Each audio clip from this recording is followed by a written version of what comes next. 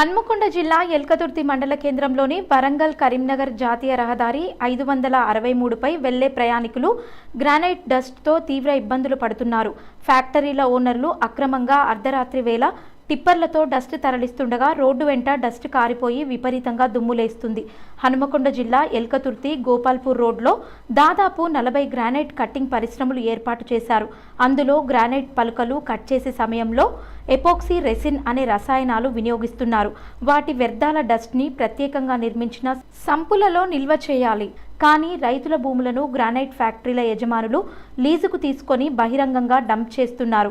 ఆ తర్వాత అక్రమంగా విక్రయిస్తున్నారు.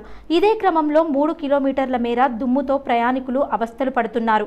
వ్యాపారం పేరుతో గ్రానైట్ కంపెనీలు వచ్చి ఎల్కతుర్తి పరిసరాలను కాలుష్యమయం చేస్తున్నాయని 3 రోజుల క్రితం స్థానిక రైతులు పోలీసులకు ఫిర్యాదు చేసినా చర్యలు తీసుకోవడం లేదు అని స్థానికులు ఆరోపిస్తున్నారు.